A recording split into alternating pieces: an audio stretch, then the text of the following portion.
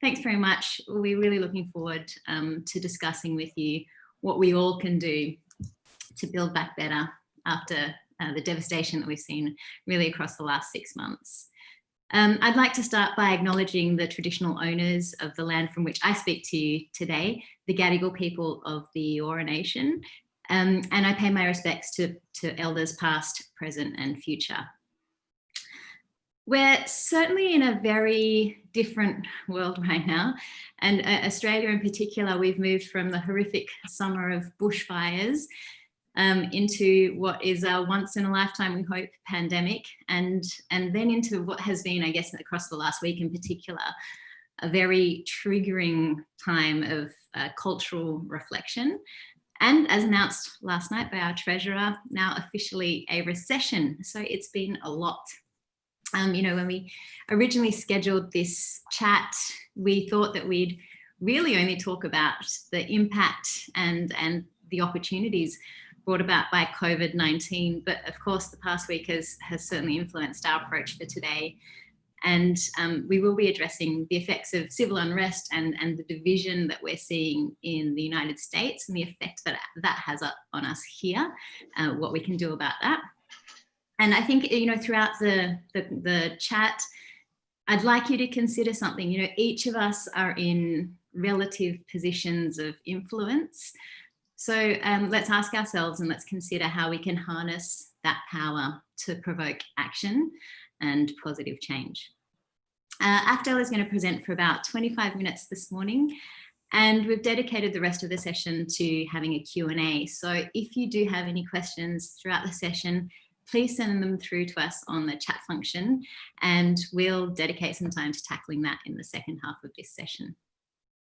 So incidentally, Afdel and Bobby are joining us from LA and New York respectively this morning, but they were actually supposed to be here in Australia this month to co-host the Good is the New Cool events held in Sydney and Melbourne.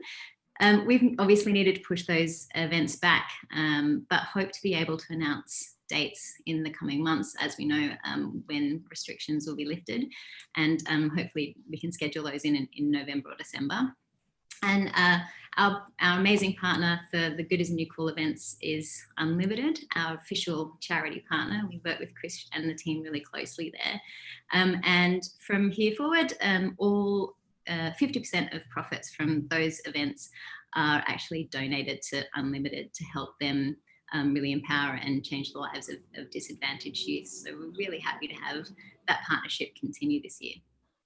So without further ado, I'd like to pass you over to a man who probably needs no introduction for most of you on the call, the CEO of UnLtd and one of the best men in the industry, Mr. Chris Friel. Oh, wow, Shani, thank you. Such an eloquent setup. And thanks for those kind words as well. Really fitting to make sure that we do an acknowledgement of country in National Reconciliation Week over here, and in light of everything that's happening in the US and across the world at the moment as well. For those of you who don't know me, I'm Chris. I'm the CEO of UnLtd. Most of you would be familiar with who we are and what we do at UnLtd, but in essence, we work with the media marketing creative industry to harness all of the skills, networks, resources, funds of that industry to drive value to youth at risk across Australia through a number of great charity partners that we work with there. And vice versa, we kind of take the magic from our charity partners to drive purpose back into our corporate partners, organizations, and to individuals as well. And you guys are all amazing supporters of ours, and I thank you very much for that as well. Our purpose at UnLtd is to ensure that every young Australian has the best opportunity in life. It's as simple as that from our perspective. And talking of purpose, you've got two absolute global pioneers of purpose with us today, and so grateful to have Af and Bobby join us for this very special big chat, where we're going to talk about building back better, which is so poignant right now in so many different ways. I first met Af and Bobby just over 2 years ago. It is now. Time goes quickly in very different times, if you think about all that has happened recently, but it's not actually that long ago. And we've done a number of different events together, from big chats initially to the event last year where Good is the New Cool actually came to Australia after being in LA, which was fantastic, in Sydney and both Melbourne. Many of you might be familiar with Af and Bobby. You know, they wrote the book Good is the New Cool back in 2016. Yes, that long ago, 2016. And then that brand has exploded and grown into so many different things. And look at those hats that they're wearing today as well. I just love the merch, absolutely loving the merch.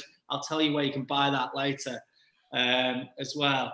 They also run a consultancy called Conspiracy of Love, where they work with organizations to help them drive purpose within their organization. They've worked with the likes of Adidas, Red Bull, Facebook, Oreo, Crate and Barrel, a whole host of big corporate organizations to help them find purpose.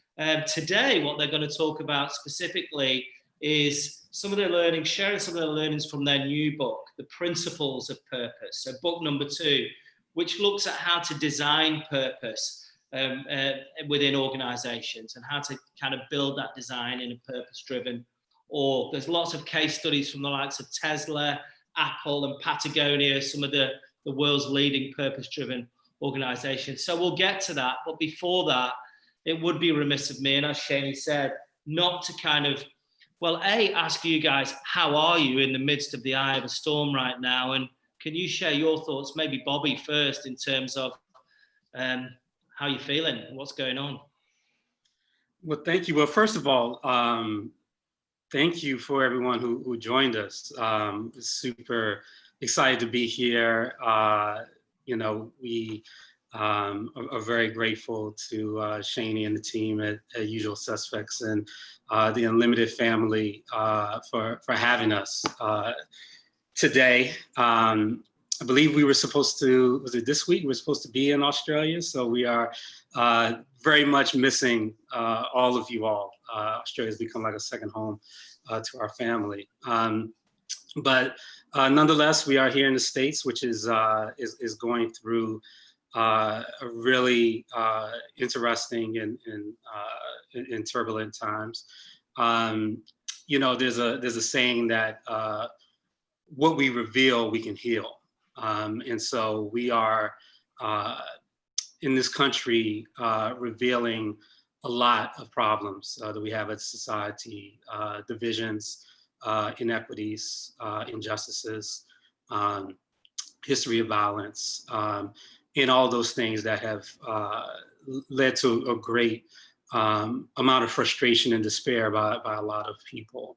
And I also feel as though we are seeing the beginning stages of what is required to heal. We're seeing people who are showing up with compassion. We're seeing people who are showing up as allies. We're seeing brands who were terrified to even say the name Black Lives Matter 6 or 7 years ago, that are now posting that on the front page of their website and their communications in solidarity with the movements for equality with Black Americans in the country. We're seeing culture creators and so many people show up in support and with a real curiosity about the role they can play in the solution and in some of the roles that they may have played without knowing and continuing some of these issues. And so, you know, I think in these times, for any group that is fighting for justice or a fair shot, one of the I think 4 of the most important words that you can say is, how can I help? And people are asking that. People are saying, how can I help? And so I think that's the question that I think we all should continue to ask. We shouldn't be afraid to ask. We should lean into the curiosity and ask that question with sincerity and with a genuine sense of care, and to listen to the answers and to find out where we can all be allies for all the different things that we are facing. And so I think if we continue to show up with that spirit, and hopefully today's session will provide the inspiration and some key ideas to do that.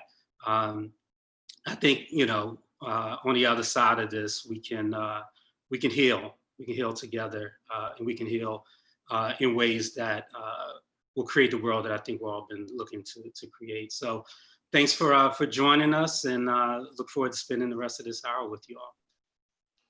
Amen. Okay, so what Bobby said. Okay, I'm not gonna even try and compete with that. Thank you, Bobby, for sharing that.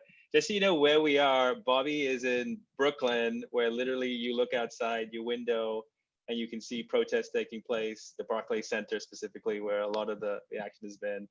I'm in Venice, in Los Angeles. Some of you may have seen on the news over the weekend, like Santa Monica was a big hub where stuff was going off.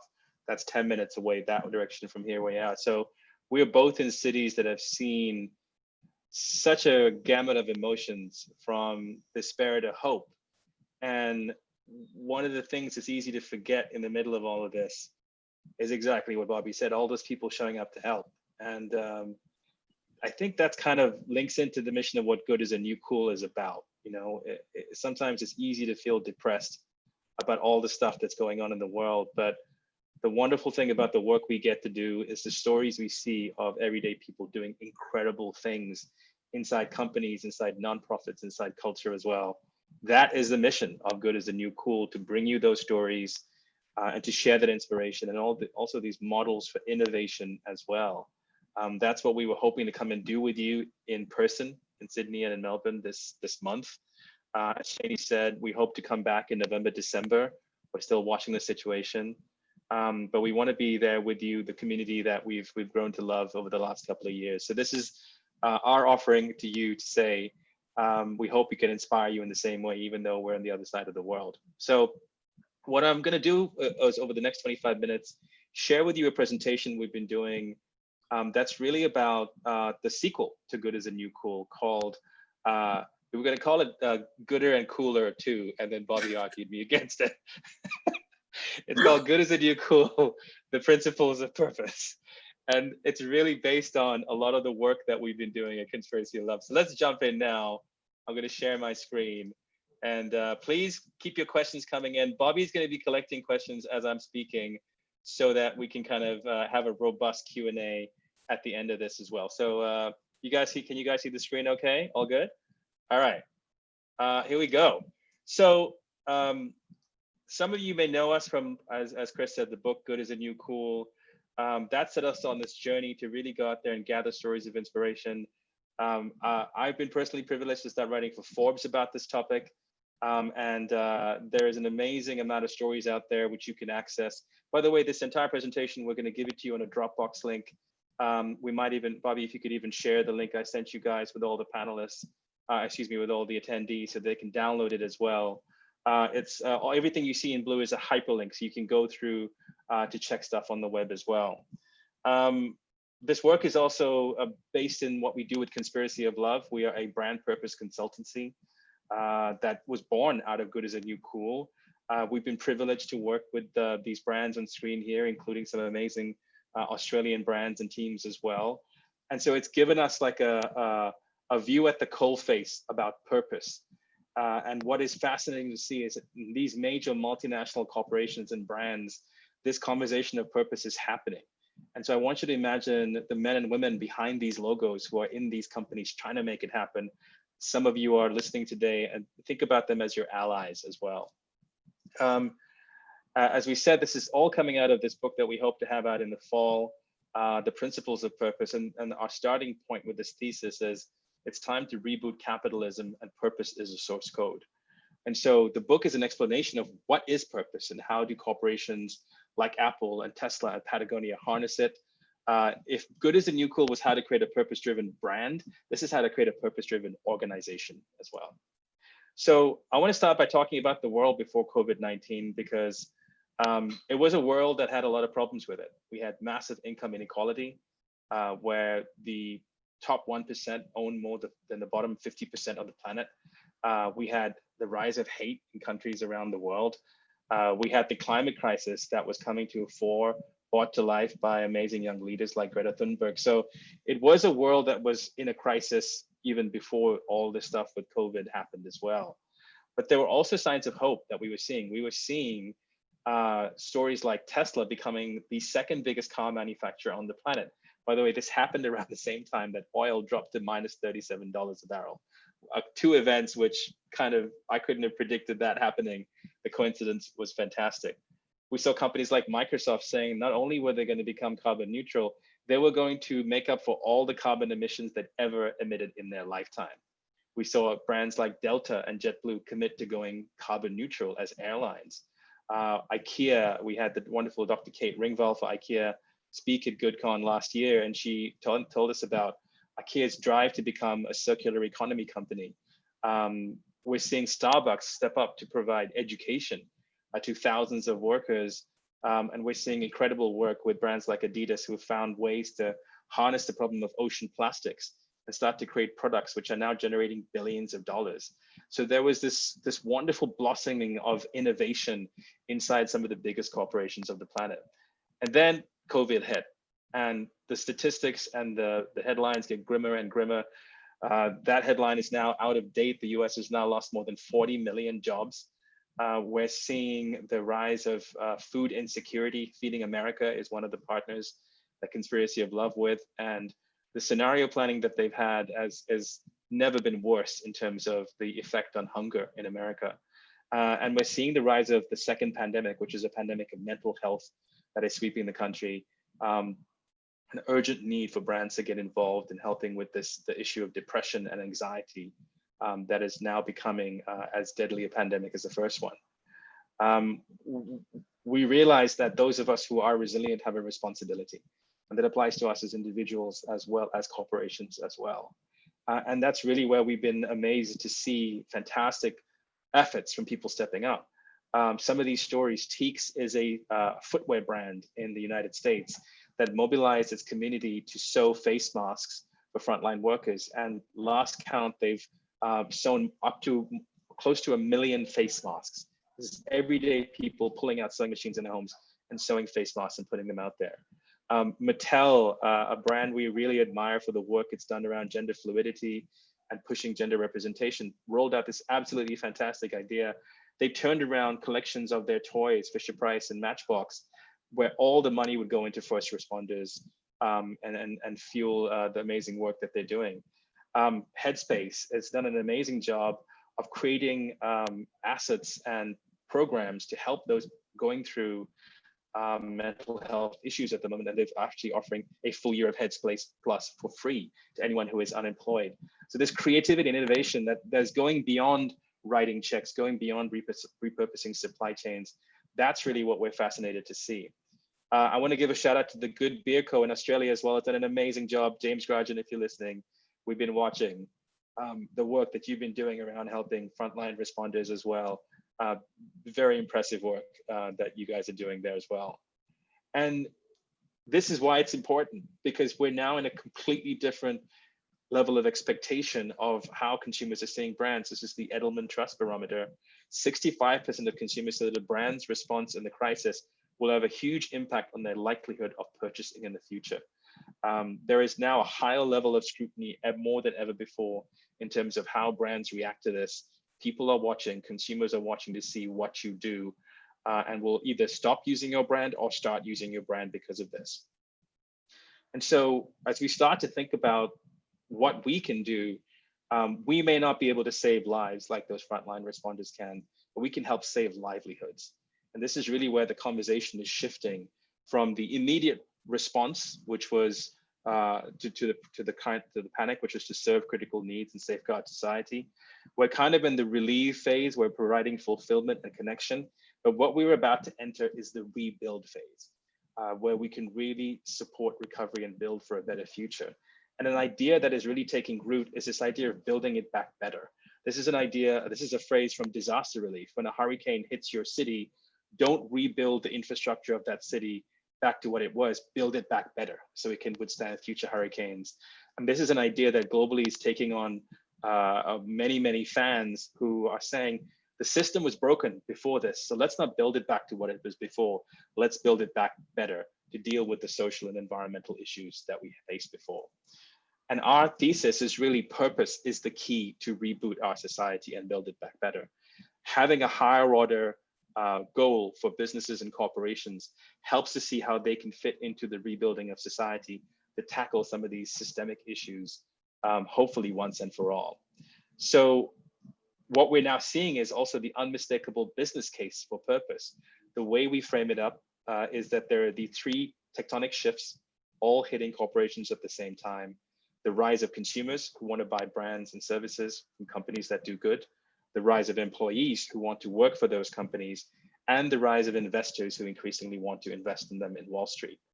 In each of these, by now the data is irrefutable. When you look at consumers, whether it's trial, advocacy, or price premium, consumers are willing to pay more money and be more loyal and shout from the rooftops about brands that they think are doing a good job. It's summed up in this quote we love: every time you spend money, you're casting a vote for the kind of world you want. What is also fascinating is the rise of employees, and especially with millennials and Gen Z entering the workforce, the expectations they have of brands to have a place for them to find their own meaning and purpose and to show how their work can ladder up to society. What's really fascinating is the rise of what we call employee activism. So employees and companies are standing up to their leaders, standing up to their C-suite and saying, we disagree with actions you have taken, whether it's Amazon, whether it's Google or Wayfair, or literally in the last 24 hours, like Facebook, massive protests from Facebook's employees about the way the company is handling tweets from Donald Trump. And just so you understand what's happening, Twitter, when Donald Trump tweeted this infamous phase when the looting starts, the shooting starts, Twitter left it up but said, this violates our terms of service, this glorifies violence. Facebook chose not to do it. And I think that is what has led to a revolt inside Facebook, with senior leaders resigning and employees openly disagreeing with Mark Zuckerberg as well. So it's a fascinating story to keep an eye on and really shows the rise of this employee activism. And then finally, when it comes to Wall Street, because the data is there, what you're seeing is more and more major financial institutions deciding to find, to invest with purpose. And this great quote from Larry Fink, the chairman and CEO of BlackRock, which is the largest single institutional investor on the planet. BlackRock controls $7.2 trillion. And their thesis is now profits and purpose are inextricably linked. They want to invest in companies that show social impact alongside financial returns. And so this is why. This is an amazing study from the Tory Project. I highly recommend everyone goes checks it out. This is a 20-year study of the S&P 500. The companies in yellow are the ones that are the most ethical, the most transparent, the most stakeholder focused, and they are outperforming the S&P 500 by a 20% return. So the myth that you had that doing good doesn't equate to shareholder value is now completely blown up. I wrote an article about this on Forbes called The Power of Purpose. All the data you were looking for, I've linked to it in the presentation. You can Google it and find it as well. It's every single data point and survey from about 30 different sources, like Kantar, like Gartner, everybody else about this as well. So how do companies then embrace this idea of purpose and bring it to life? This is what we spent the last 3.5 years studying. I'll start a little bit by just talking about definitions, because this is a place where everybody has different definitions. This is the conspiracy of love model. Your purpose is why your company or brand exists. It is the higher order reason to exist, more than just making money. It should be inspiring. It should be ambitious. It should make your employees want to get out of bed in the morning. Your vision is then where you want to get to by a specific point in time, in line with the purpose. This is where you can add things like time and financial goals and things like that to make it concrete as well. The missions are then the big, bold moves you need to take to achieve the vision. That could be your product mission, your people mission, your social purpose mission. It's the essential steps in order to achieve the vision. The values are how you show up as a brand, what behaviors and attitudes you display. And the positioning is really how all of the above is encapsulated to occupy a distinct place in people's minds. A really quick example, Nike's purpose is to inspire and innovate for every athlete on the planet. Their missions would then break down into what they do with running, what we do with basketball, what they do with Colin Kaepernick and social justice. All of that positioning, though, is laddering up to Nike Just Do It and all the amazing communication that they have. So it's important for companies to really go on this journey to understand their core purpose, and then find a way to bring it to life authentically and meaningfully.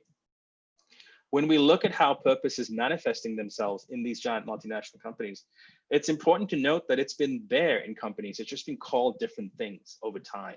So whether it's corporate social responsibility, sustainability, cause marketing or purpose-driven marketing, diversity and inclusion, having an ethical supply chain, product innovation like the Adidas example, or even how you recruit talent, all of these strands are weaving together in what we call kind of the rope of purpose. So purpose is becoming almost like the umbrella term to describe how companies are doing good. But it's important to note that it involves things which have historically always been there.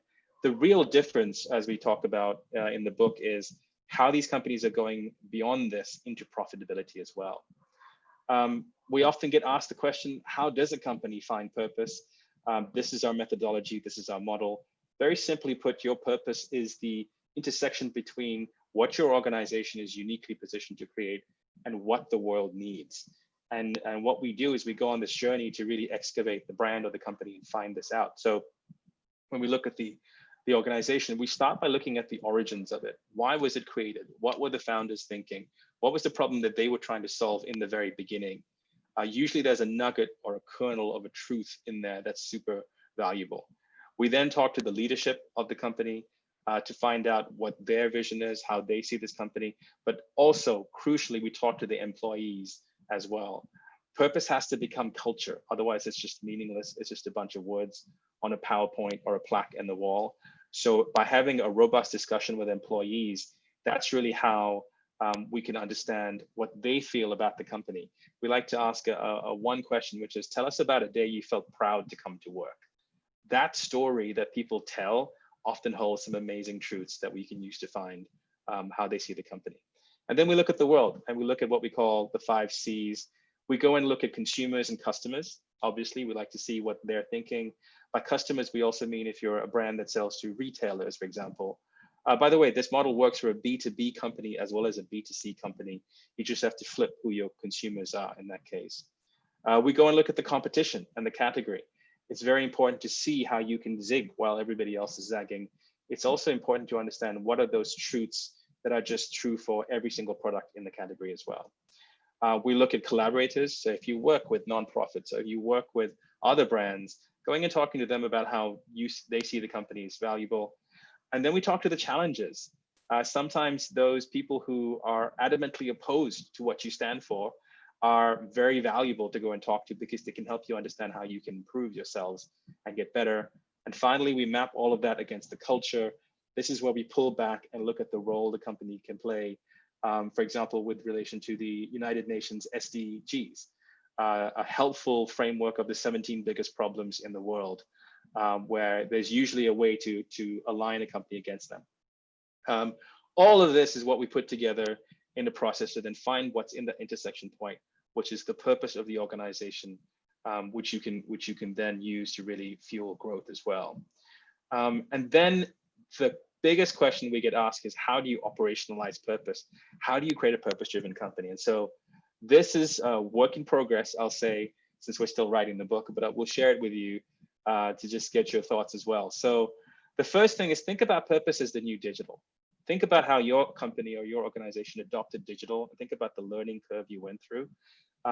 Purpose is much the same way. There is going to be a need for capability building. You're going to need to figure out slowly but surely how to get better and better at it. And I think that's where framing it in that way helps companies see it as a competitive advantage as well. Just like every company is a digital company, we do believe that every company is going to be a purpose-driven company. If you don't do it, your competitors are going to get there before you. Second, purpose must be built inside out. There is no point a brand or a company going and trumpeting from the rooftops about how they think the world should be if they don't have their own house in order first. So when we work with our clients, we talk to them about gender roles. We talk to them about female management positions, board positions. We talk to them about fair pay. We make sure that there's nothing that they're doing as much as possible within their control that will attract criticism in a particular way. It's important to note that no company is perfect, just like no human being is perfect. So it shouldn't paralyze you to take no action, but do the work internally to make sure you've done as much as possible to create the right working environments before you go external as well. Number 3 is the idea of picking your purpose, swords and shields. When you're a company, you're going to be faced with lots of different issues that you could take a position on: environmental, social. Some of those are shields. Some of those are defensive issues that you need to have a great position on because it's the price of entry into the category as well. If you're a fashion brand, you need to have a position on plastic. If you're a water brand, you need to have a position on water. But the sword is really the interesting thing that we help brands and companies find, which is the issue or cause that you really want to start a crusade on. This is the problem in the world that we want to fix. Will you come and help join us? So making sure you understand the difference between those things is super important when you want to prioritize your resources. Okay, the next two are kind of paradoxical, so bear with me while we try and explain them. Purpose must be profitable to be sustainable. This is business, it's not philanthropy. So in the long run, you need to make sure that in some way, the work that you're doing around purpose has a return on that investment that you're making. That return could be actually financially profitable. It could be through your brand. But in the long term, where purpose dies is if it's just good intentions and fuzzy feelings. So it needs to ideally be weaved into your business model in a way that makes sense. But sometimes purpose will cost you money. In companies that we've observed, there comes a moment sometimes where you have to risk losing customers because you're taking a stand. We've seen this with Levi's taking on gun control, Patagonia taking on public lands, Nike taking on the Black Lives Matter issue. We've seen this with CVS, the pharmacy chain here, who decided to stop selling cigarettes, risking $2 billion worth of revenue. In fact, they lost $2 billion worth of revenue. Dick's Sporting Goods stopping the sales of handguns. These are companies who decided to lose money because it wasn't in line with their values. And that's really where consumers look at you and go, okay, you really mean this? You're not doing this just for smoke and mirrors as well. So it's a paradoxical couple of principles, but it's important to keep that in mind. At the same time, purpose doesn't always have to be political. I think that's where a lot of companies are nervous. There are a wide range of issues and causes that you can get involved in that don't have a political bent: education, healthcare, community service. And so we urge companies, you don't have to be an activist brand. That's a particularly tightrope act to walk, but you can certainly do a lot of good along the way. Number 7 is purpose must be an open source pursuit. What we've really noticed is companies who are willing to share their intellectual property. In fact, they'll give it away because of the greater good. So you see this with Tesla, giving away the patents for their lithium-ion batteries because their purpose is to really accelerate the planet's transition to sustainable energy. And their thinking is, well, if everybody has this technology, that's how we get there faster. You see this with Volvo giving away their safety data on how female bodies deal differently with car crashes because they have a purpose around safety. So when we see brands who decide to give away what is a competitive advantage because of the greater good, that's a sign of a really purpose-driven company. Number 8 is what purpose must measure what matters. And what that means is you need to have the proper frameworks in order to see the return on your purpose, because it's scattered in multiple silos usually. So yes, you can have a financial return. Yes, you can have a brand return. What happens to your employee engagement? What happens to your recruitment? Are you able to bring talent in more cheaply and effectively because you have a great purpose that people really adhere to? And so taking a multi-dimensional approach to purpose is really important. And the final thing to remember is purpose is a journey, not a destination. There is no fixed point where a company is going to say, yep, we're purpose-driven enough, we're done, we're going to stop now. It goes back to the point about this being like digital. There is no end point in digital. There is no end point in purpose. So don't worry about where your company is in the beginning, but just start where you are and then figure out a way to really bring that purpose to life authentically and meaningfully. So in the book, we go into this in a lot more detail and we provide case studies for each of those, but hopefully this has been helpful for you guys to see as well. All of this leads to really what we call the purpose flywheel. This is a really fascinating phenomenon. when we go back to this thesis of how can purpose help reboot society, here's what we've noticed. There is this flywheel effect, which involves three elements: people, companies, and categories. And I'm going to use Tesla as an example to explain this. When you have a purpose, people are drawn to that company, whether they're consumers, employees, and investors. So take Tesla's purpose: to accelerate the planet's transition to sustainable energy. I want to buy a Tesla because I believe in that. We know people who want to work for Tesla because they believe in that. By bringing people on board and giving them an alignment with their personal passions and their personal purpose, companies unlock a tremendous amount of motivation and innovation and profitability as well. Think about Tesla creating all of these cars: the Model 3, the Cybertruck, solar roof tiles, power panels. It is what has led them to becoming the second biggest car manufacturer on the planet after Toyota. And then here's the magical thing: the effect that Tesla has had on the car category. Every single global automobile manufacturer now has an electric car coming out, or is coming out in the next 12 to 18 months. It is creating a ripple effect of electrification becoming the default in the category of automobiles, which, guess what, helps Tesla's purpose of accelerating the planet's transition to sustainable energy. Now imagine this flywheel happening in every single industry, with fashion, with food, with transport, with travel, with retail. This is how, category by category, we're starting to see the leaders in those categories starting to use purpose to really change what they stand for. And that is how we ladder it up to a bigger global impact as well. All right, so I've loaded you guys with enough thoughts. Hopefully we got lots of great questions coming in. If not, please send them to us. Some closing thoughts. I know times seem tough right now, but we are really in a moment to think transformational and transactional. You may have missed it, but on Saturday, for the first time in over 30 years, private space flight took 2 astronauts to the International Space Station. We are in a moment where there is more technology coming down the line, whether it's robotics, artificial intelligence, biotechnology, battery power. All of these abundant, transformative technologies are ready and mature and waiting for us to take control of them. That's why we like to preach this idea of abundance being the new sustainability. Abundance is a great book by Peter Diamandis, which we highly recommend you read. We think we need to aim higher than sustainability. We need to aim higher than just replacing what we broke. We need to restore, we need to heal, we need to regenerate as well. We sometimes challenge companies to rename their chief sustainability officers chief abundance officers as well. It's important along this to make sure your values drive your value. This is how you can make sure that purpose isn't exploited, that it doesn't become greenwashing or brand washing. It's you, the people in these companies, who make the difference.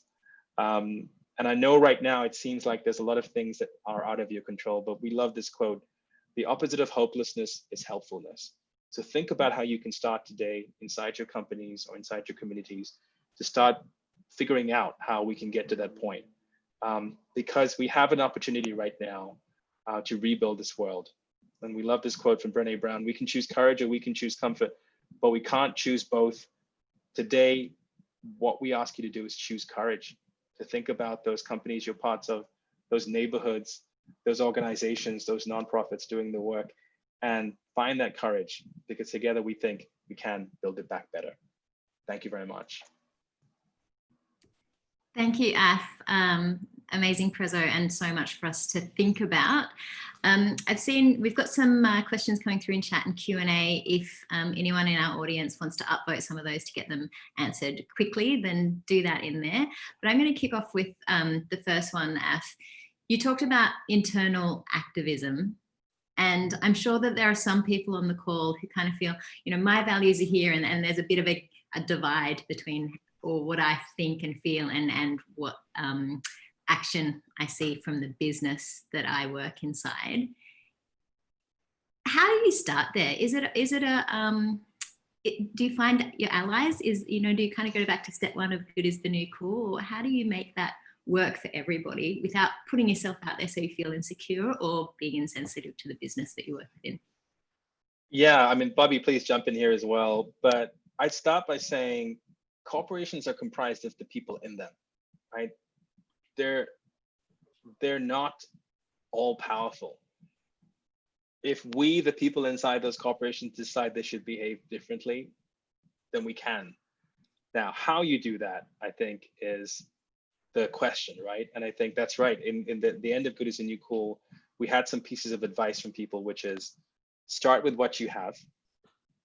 Don't worry if you don't have lots of money or a big megaphone. You are pretty powerful if you're already working for that company. Your voice deserves to be heard. Go and find your allies. Go and find those people inside the company who feel the same way as you do. And then take it one step at a time, because there is a way of creating a movement inside companies. As long as you couch it in the language of business and explain how what you're doing can damage the brand or it's an opportunity cost, I think that's where the argument makes sense, where it's not just about passions and differences of opinion, but if you can frame it in the same way you'd make a business case, I think that's the best way forward. But Bobby, I don't know if you want to jump in and add anything to that. I mean, I think you captured it. I mean, I think it's you know, you have to be able to have spaces where there can be a dialogue.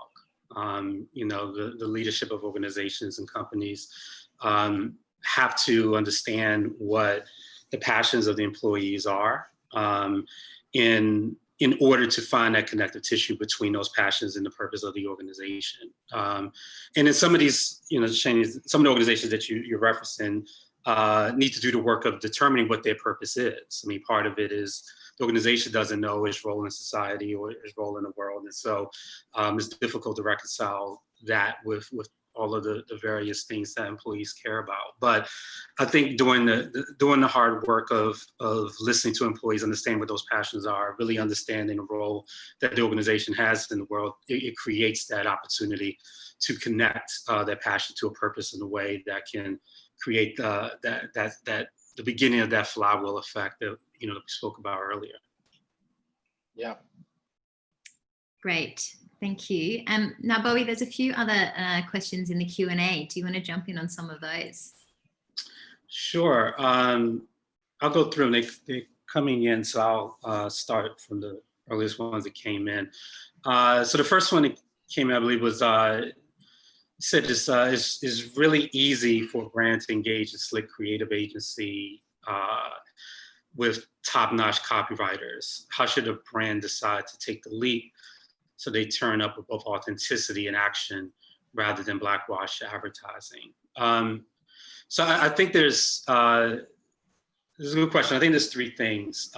So I would say the first is representation. And so I think that starts with the internal teams. You need representation in leadership, you need representation in employees composition. So you can't begin to start to engage in external messaging and external change if you haven't built an organization and a composition of an employee and leadership base that isn't reflective of diversity that you're advocating for externally.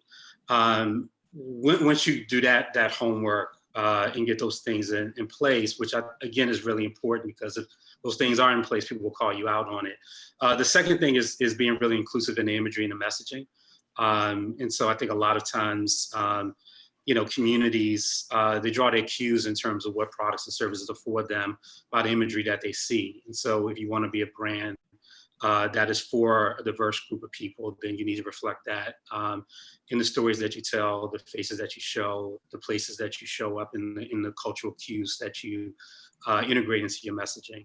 And then the third is investment. Where are you putting those resources? Where are you putting those dollars? Where are you, what type of change are you supporting? And I think if you have the right people internally, if you're showing imagery and stories as representative of the communities that you want to speak with, and then you're investing in those initiatives, then you have a compelling, authentic story to tell, and you also have some really powerful messengers to back that story up internally and externally as well. All right. So the next question came from Paul, which is, how do we break the paradigm of sustainable by design or purpose-led innovations existing largely at the top of the pyramid, where good equals cool equals premium, i.e. the Patagonias, the B&Js, the Teslas, especially as those in the middle and below will be more economically challenged than ever. I think it's, you know, it's a really important question. I think in addition to the economic challenges of the businesses, there's also economic challenges of the people that are buying. I think a lot of sustainable goods were really built upon this idea that people were willing to pay more for things that were ethically sourced and built and made and so forth. And I think in large part, data supports that. But as people get unemployed and those dollars aren't there, I think it's going to require a lot of brands to really start to think about how they can really start working with their suppliers to find a more economical, sustainable way of creating. I think is going to continue to have to tell a great story. It's going to make consumers want to buy. But then I think there's another principle that Alka spoke about, which is around open source. And so the real flywheel effect really takes place when categories are transformed. And when categories are transformed, then you see all types of companies that are able to benefit from those efficiencies in lower prices, not just for those at the top, but for those in the middle and at the bottom in terms of size and so forth. And so I think that it's a process to get there, but I think the more that the marketplace is buying these things and companies are working together to make this more accessible for all people, then we'll start to see the market open up for other business sizes. Yeah. I found like anything to add. Yeah, it's interesting. What we started to spot also was companies that you wouldn't normally put into this category starting to do things that actually had a huge impact on the planet. My favorite example is Burger King with the Impossible Whopper. So think about this. Veganism has been a cause for decades, if not more. By a brand the size of Burger King creating a vegan, and I know there's a controversy over whether it's actually vegan or not, but think about this, getting people to even shift a fraction of their diet to plant-based and doing it at a price point that is low enough may have done more for the planet than every single campaign could ever do, or that PETA ever tried to do, right? And so that is an example of social innovation at a very low price point that is really encouraging. I think also that's where fast fashion needs to have this conversation. What happens if that $2 t-shirt is actually made in the most ethical, sustainable way?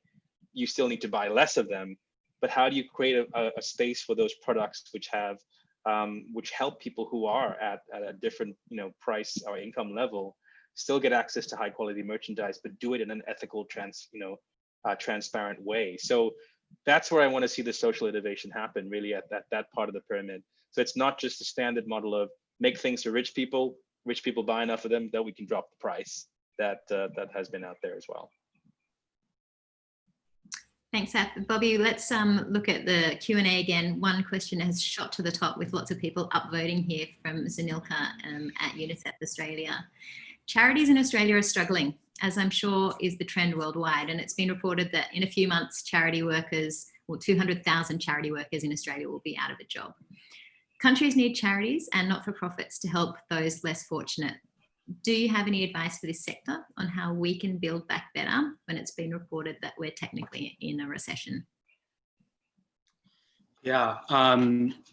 So, CMO of a nonprofit, a global nonprofit, and this is something that's nonprofits globally are addressing. I think the expertise that nonprofits bring is incredibly valuable right now, particularly for brands, with a deep understanding of issues, a deep understanding of the deeper root causes, and a lot of experience in navigating the complexities of communicating around these issues and involving various stakeholders. Nonprofits have a tremendous amount of value, and they're a tremendous part of our economies in terms of employee size. I think now is a really good time for nonprofits to package their expertise, their value, and begin to form alliances with brands and other stakeholders that are becoming becoming more actively involved and pulled into this space, oftentimes without the expertise to navigate it. And I think there are a variety of different ways to do it. We always look at this intersection, this trifecta between nonprofits, brands, and culture creators. Those three things, when they come together, bring the expertise of a nonprofit, the power of a brand, and the cultural influence amplification power of a celebrity together, really is a powerful combination when those things come together. And I think nonprofits that are able to position themselves well to align with brands, to be the missing link, find ways to become beneficiaries of brand employee giving programs that companies like Benevity and others are use well, to become part of product purchase allocation models, such as what Product Red and others have done in the past, and find ways of just being part of the giving and grant making process of corporations. I think it's a really important time for nonprofits to do that, as well as to really engage the most passionate supporters of their work in giving as well. Mm-hmm. Thanks, Bobby. Another one that's shot up the charts here over on Q&A is from Diana. What are the common mistakes that brands have done in their attempts to create purpose-driven campaigns?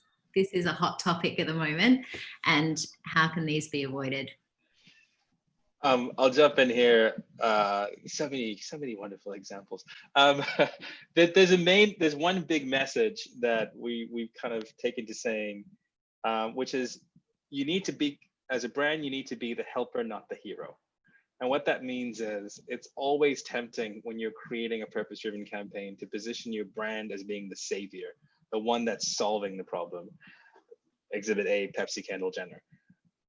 What you need to think about is how you make the consumer the hero of this journey. How do you find a way of making the community the hero of this, and for your brand to be seen as the platform to enable it, to facilitate it? And so that is cardinal error number one. That is an unforced error which can be avoided.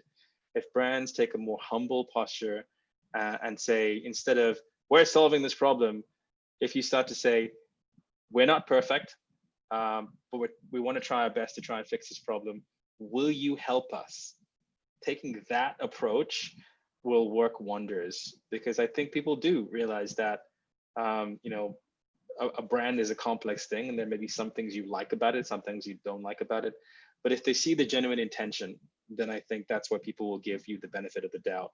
As long as you create opportunities for participation for them and invite them into that, just like Teeks did with the face masks, sewing of the face masks, that's a perfect way to kind of bring it into that as well.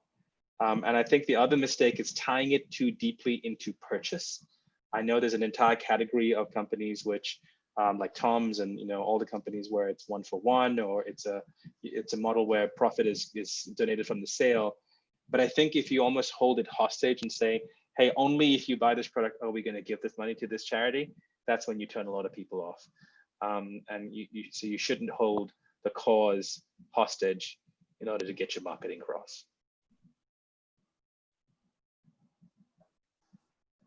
Thanks, Good Ash. questions, guys. Keep them coming. Excellent question. Hey, can I ask, NFL, when do we let go of what NFL did? They tweeted this week that, they feel horrified to see what's happening in America. And if only there was something they could have done. They had their chance, no? I know they brought Jay-Z in and they kind of said, we've put this all behind, but when do we let go of that? When do we forgive them? And how much do they need to do? I don't know. It's interesting because, the NFL last season, in some ways, it's been the least culturally relevant in so many ways, the most maligned, and it's had some of the highest ratings that it's ever had, in some ways. And I think that there's I think the NFL is just tone deaf in a way that companies that don't deeply feel the commercial consequences can be. And I think that the NFL, I think, is in a great position to involve a lot of really passionate people in a solution that not only the NFL and Jay-Z or Rock Nation can be a part of, but millions of people can feel as though they're active stakeholders in. And I think, you know, just like a lot of things, the solutions are very simple. Colin Kaepernick was just a very simple and easy solution to that could have eliminated a lot of challenges. But they, you know, to your point, they missed that chance. But I think they need to figure out a way to involve much more of the community besides just the people at the top. They need to involve their players in a much more engaged way. They need to use all the knowledge that they have and not act as if they don't know enough to act when their players and so many others have given them a lot of guidance. And I think they need to recognize that although they may not be feeling in the short term, the future of that business is going to be largely connected to their ability to become relevant to a culture that is increasingly holding it to a different standard. And so I think that, you know, this season will be another test. I'm hopeful that they get it right. And if not, I think platforms like the NBA and others are rising in popularity, and, you know, the NFL is losing. And sometimes those things take a while to be evident, but the NFL is, if it was a stock, it wouldn't be one I would be trying to hold right now. Short the NFL. We're almost out of time, guys, but we've got two questions here that are pretty similar from Abigail and Kev, who are talking about taking on these politicized issues. Is that key to being authentically purpose-driven? And do you take on the hard issues, not just the easy wins? A question from Abigail. And do you agree that a brand being neutral on a social issue is more damaging to their brand than actually taking it back from Kev? So this is a super complex question because it boils down to the company, the issue, the leadership, the culture, right? So we're getting to a point where there's this great phrase, silence is violence, silence is complicity, right? So there are some issues, like this week has been a perfect example, where your silence is taken as a statement in and of itself.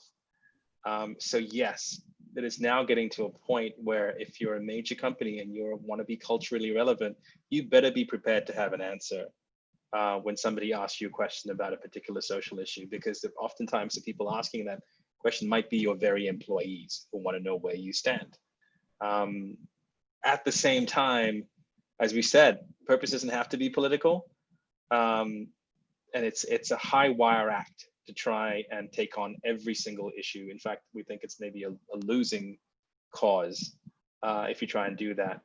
I do think that's where having clarity on what your purpose is allows you to have a vision. I think Paul Connell here summed it up perfectly. If you've decided what you will fight for, or you fight against, it becomes almost a no-brainer as to where you show up. And that's why doing that work to discover your purpose and have clarity that gives you that North Star, that compass, that allows you to say, yep, this is an issue that our consumers, our employees, our community expects us to get involved in, or one where you can sit back and see where culture goes as well. But I don't think that you can just ignore it anymore. You do need to have your cultural antenna up.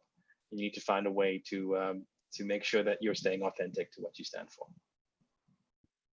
Brilliant, thanks, Saf. We're at time. Any final comments or thoughts from the panel? Bobby always says wise things at this point. I'm going to let him finish. Before you finish, Bobby, can I just say a big thank you to Shani, Af, and Bobby, and remind us where you can buy those hats from, because I am keen for a good is the new cool hat. Absolutely. For you guys as well. Yeah, we're gonna drop the link into the chat function so you guys can all pick them up. We're launching them today, so yeah, stay tuned. Thank you, Chris, for having us. Well, Chris, thank you. This is great. It's great to be able to spend this time together and to have these conversations. You know, the theme for all of this is build back better.